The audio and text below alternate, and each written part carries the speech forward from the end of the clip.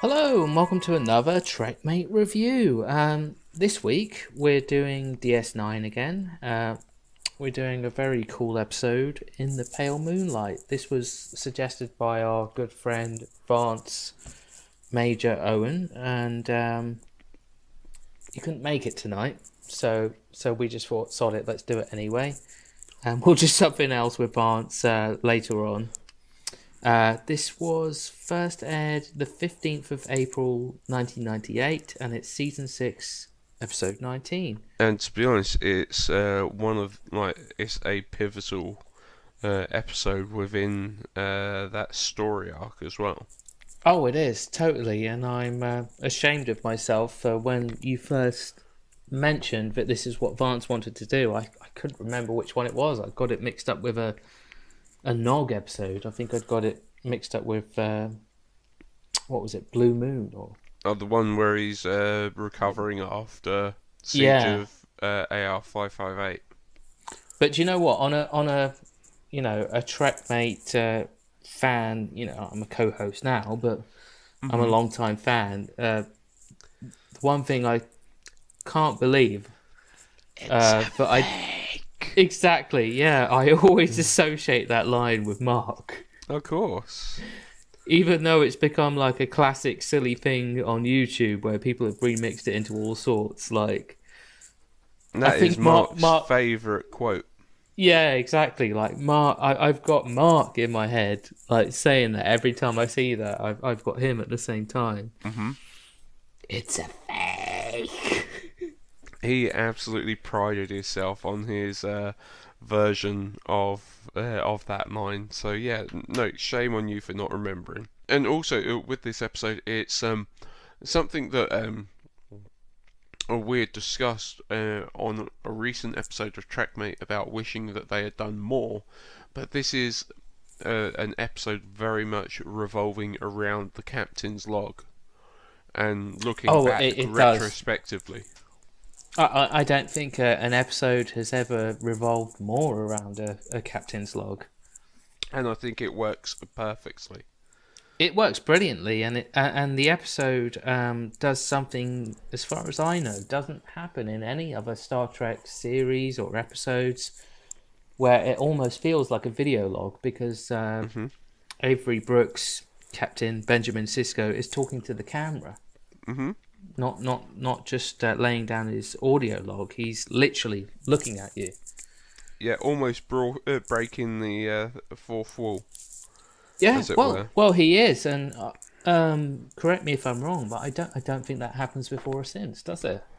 No, it doesn't. Yeah, basically we start off by Benjamin talking to the camera, saying he's trying to justify what's happened over the last 2 weeks. And he's doing this log because he can't talk to anyone, even including Dax.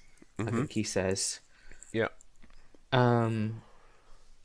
So he goes back to 2 weeks ago, and he talks about. I think it's every Friday or something. He does reports the casualty list, or sticks up the casualty list for everyone to read. And everyone always sees either friends or loved ones or people that they know on that list. Exactly. So we see some of the other casualties. main characters, saying that, like, oh, I know that person, or I know that person, and obviously it's going to be just that little bit more upsetting when you do know someone in a war who's died, rather than just seeing numbers. Mm-hmm. And then also on that particular day is when they also find out that Beta Z had been taken over by the Dominion. And that's right, and it's, of all people, it's Julian Bashir who suggests allying with the Romulans. And obviously through frustration or whatever else, Sisko just says, let's do it, let's go for it. Yeah, exactly. Go on. No, go for it. I was just going to say, we cut to a scene with Sisko and Dax basically doing a role play, where Dax is playing the part of the Romulans, and Sisko's trying to convince her why they should join, which obviously is not going to be an easy task, even in a role play situation. And to be honest, I thought that she role played a Romulan very well. She had the characteristics down to a T. Oh And well, with Dax, she has plenty of years of experience.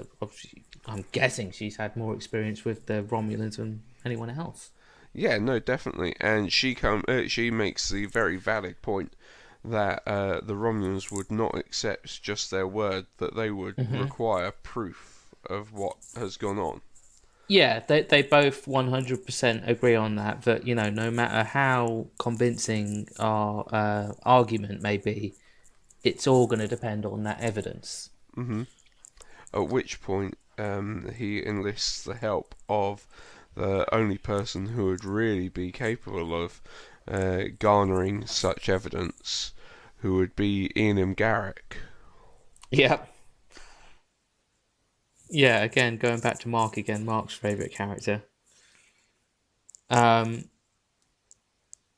He suggests that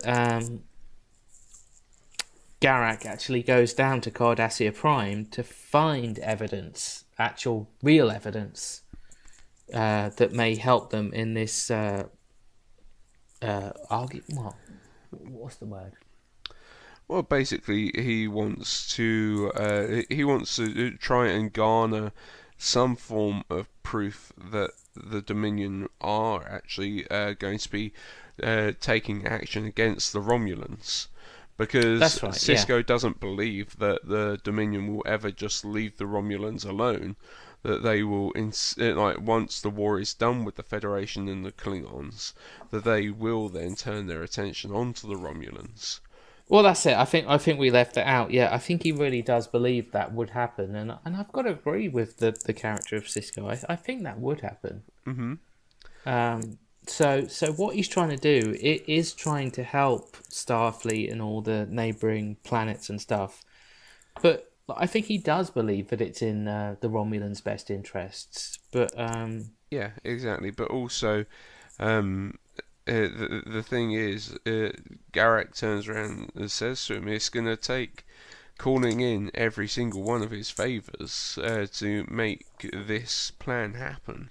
yeah, literally every favour I have, and it's going to be a very messy, very bloody business, he says. Yeah, and he warns him. He says, "Are you willing to have that on your hands? Are you ready to accept whatever means are necessary?" At which point, he does, and then they cut to the barber shop where Sisko is eagerly finding out, wanting to find out what is going on with the plan. Actually, no, that is the point that they find out that Beta Zed has fallen. That's right. Because he's woken up in the middle of the night. It's Kira who tells him. It is Kira that tells him that Beta Zed has fallen, and that's when he approaches Garak to find out how the plans are going. At which point Garak says, "Well, I've managed to successfully gain contact with my contacts, and they were willing to help. That's good news. However, they all died within an hour of speaking to me." That is dedication by Garak, and like the fact that Garak's not shedding any tears over that, but he does whatever he can to help the cause. And exactly. And at that point, Sisko's almost like, "Oh, okay, well, shit, that plan didn't work out." But and Garak says to him, "I hope you're not going to give up that easily." Captain. Well, Garak certainly doesn't, does he? No. That's just who he is. Exactly. Which at that point is when Garak then reveals his next plan of action is to formulate a fake log, a fake holographic log of the powers that be within the Dominion, discussing a plan to destroy Romulus, whilst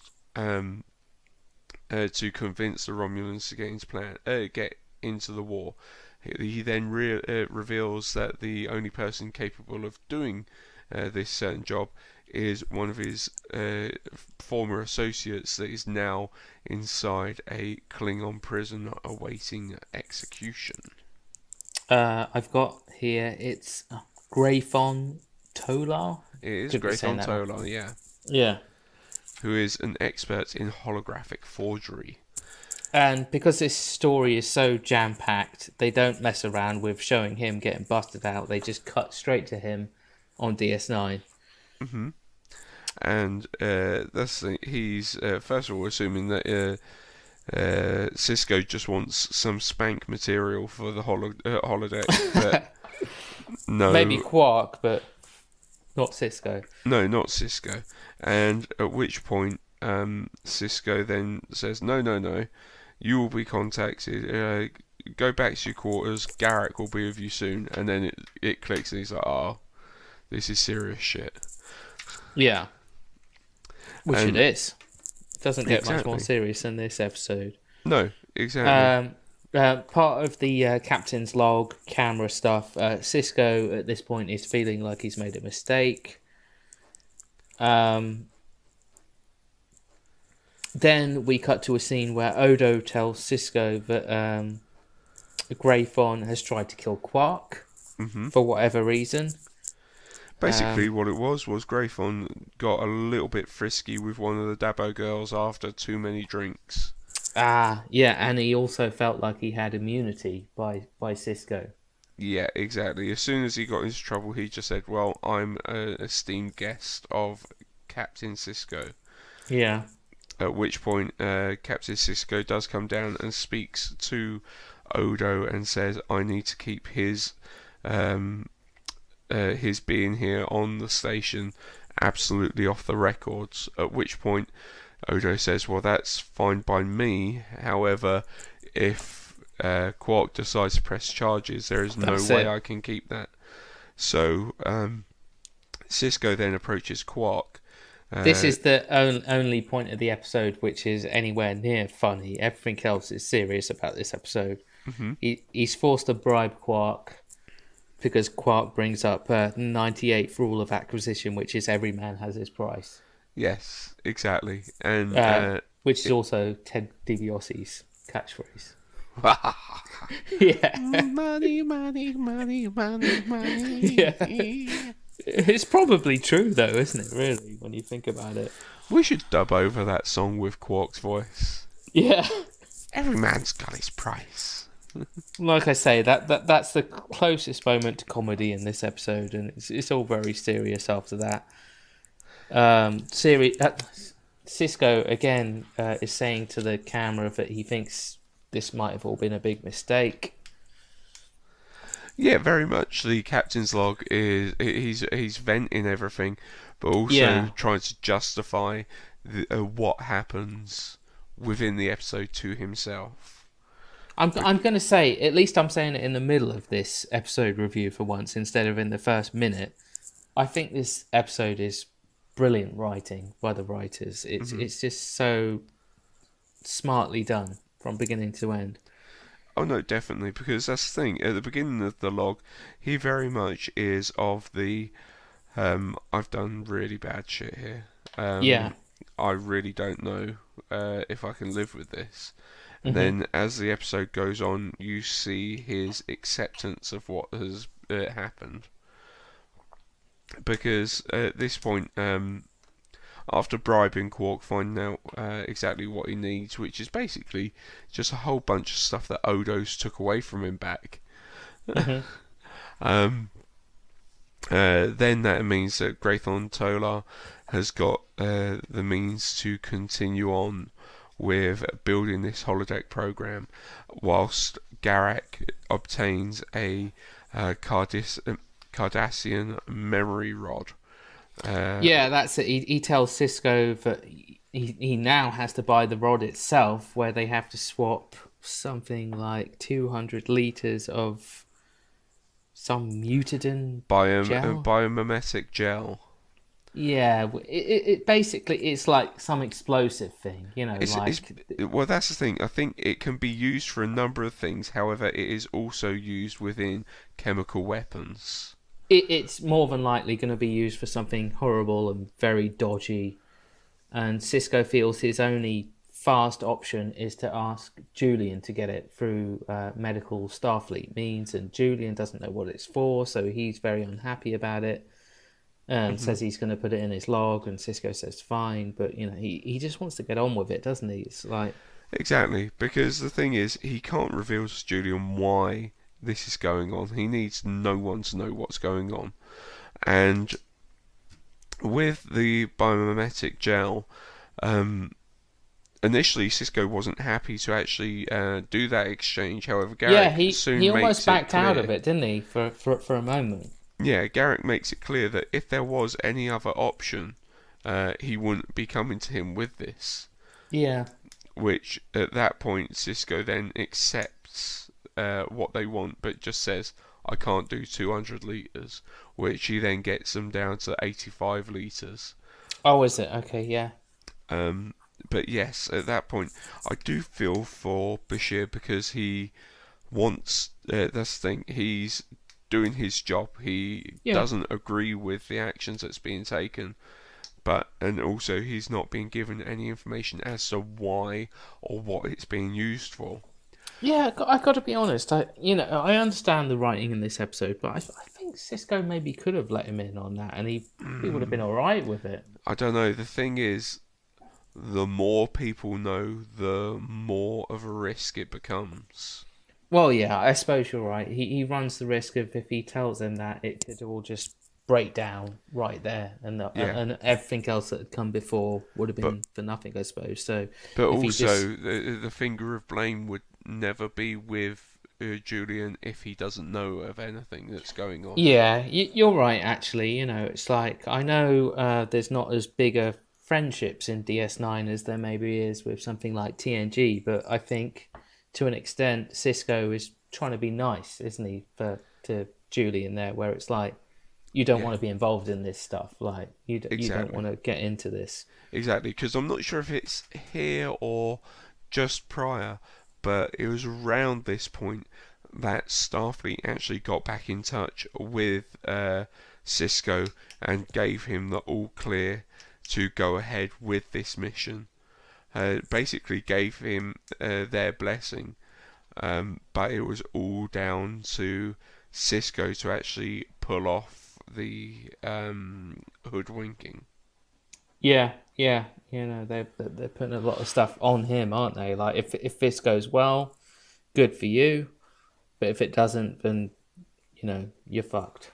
Yeah, exactly. Because the thing is, at this point, this is a war-stricken Federation, which isn't looking like it's going to survive. So they will take whatever means is necessary.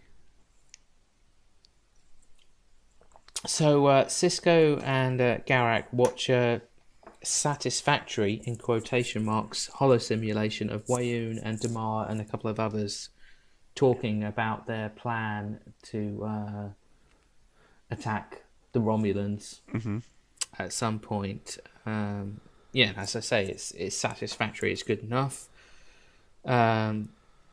We find out that Senator Vreenak, I don't know if that's how you pronounce it, is on his way. Sisko actually tells Grayfon that Garak will execute him if this plan doesn't work out. So because I think Grayfon's wanting to just leave. He's like, "Oh, I've done my job. I'll go now. Yeah, that's fine." And it's like Sisko's like, "No, if this doesn't work, you're literally dead." Yeah, which is more badass Sisko, and more accurate than Sisko probably thought. Yeah, it really is. Because that's the thing. At that point, it's then down on Sisko's shoulders to sell this holographic imagery as a genuine artifact. To the Romulans. And Vreenak is as suspicious as any Romulan would ever be within this situation. Because, of course, someone in the Federation is going to try and tempt them to come across into the war. Because they need the help. We have Garak tell Sisko that he's going to search Vreenak's ship. Mm-hmm. That's all he says, which comes into play later on, but I'm not going to spoil it right now. Yeah, exactly. And also, I did like that Sisko got the security of the station to basically cordon off a whole section of the station, and not even the security officers enter that section, so they never know who Sisko is meeting. Yeah. That he said specifically to Worf, the only person that is allowed within this section is myself and Garak. And of course, Worf gives Garak a very pissed off look, which was probably the only second comedy moment of this episode. Yeah, exactly. Because the thing is, even whilst the ship docks with the station, because it's on one of the because it was only a small ship that Vreenak was in, they was able to use the same things as the runabouts, the actual lifting bits, and it's not on the outside; it's on the inside. Yeah, exactly, and the ship never actually decloaks until it is on the inside, so no one ever sees Vreenak actually approach. So as far as they're concerned, Vreenak is still on transportation between wherever it was, and the Romulans. Well, as you guys always say, sneaky Romulans. That's what they do, isn't it? Yeah, exactly. Once he gets on board, there's a couple of things where I've sort of said to myself, it's taking the piss, but it's kind of funny at the same time. When Vreenak actually meets with Sisko, one of the first things he says is, "I thought you'd be taller," which is obviously a piss take, but it's kind of funny. Sisko gives him some Romulan ale from the replicator. From the replicator, yeah, and he's just like, that's no good. Well, he said it's remarkable how close it is. It just doesn't have the aroma. Yeah, something like that. Yeah, but it's just more rubbing it in, isn't it? Mhm. Yeah, no, definitely. And at which point, Sisko does approach him with the subject of getting of the intercepted security disk. He tries the semi-subtle approach first, just to try and convince him verbally, like, this is what's going to happen. If you don't intervene, don't you realise that after they've conquered us, they're going to come after you? It's going to happen. Don't you realise that? But like, they still seem to think at this point that we'll be fine, which is surprising, really. But they don't exactly see the because sense in Sisko makes the point of, at the moment you have 3 different enemies on each side of your border. However, if the Dominion finish this war, you're going to have one enemy surrounding you. It's one enemy, but it's. But they will be surrounding you. Yeah, exactly. So, and that's the thing, you're going to be leaving yourself wide open for attack. And to be honest, Sisko's logic is absolutely spot on as far as I'm concerned. Me too. I agree, but that's just the Romulans for you, isn't it? They're just so suspicious. Exactly. Of Starfleet and humans and stuff, when there really is no need to be. No. Well, in this case there is, because sort of, yeah. Yeah, no, he takes Vreenak down to show him the recording, and at which point Vreenak does seem concerned, but says obviously he's going to need to take it back to the ship to verify its authenticity. Yeah. Sorry, I've just got Stamper in my head now. Exactly, because that's the thing. Sisko, pretty much it's just a little bit of filler of Sisko not being able to wait and being impatient about it. And when Vreenak comes back, and he has 3 simple words for Sisko. It's a fake. Yeah. So, at which point, he then basically Sisko knows we're fucked. Yeah, God, that was a hell of a lot of work for nothing. Yeah, exactly. And at which point, also one thing that I would like to just cut back to very quickly. I did like the subtlety that pays off later when Grathon Tolar had finished with the making the recording. Garak did turn around and say to him as he was leaving, "Go back to your quarters. I'll be round to see you soon." Yeah, you can only presume what's happened there. Yeah, exactly. I love that character of Garak. That there's so much you don't see of that character, which you just have to guess. Yeah, exactly. There's so many layers to him. Yeah. And so then cutting back to where we was, Sisko is then feeling absolutely destroyed because it's all blew up in his face. I mean, just imagine how badly wrong this could have gone. This could have gotten everybody killed. Yeah, exactly. And Vreenak has turned around and said that he is going to expose to all of the Alpha Quadrant just how underhanded and dastardly the Federation is to try and hoodwink them into this. So it's then the next day when it's Friday and the casualties are being posted once again, at which point the communication comes in that a Romulan ship has, with a Romulan ambassador, has been destroyed, and it's via espionage by suspectedly the Dominion. Yeah, that's it. And everybody else is like, well, this is a good thing. It means that the Romulans are going to finally join the war. Exactly. They don't really know any better, but basically we get treated to the scene of Sisko pimp slapping Garak. Yeah.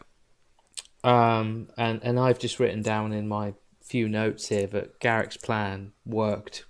Genius.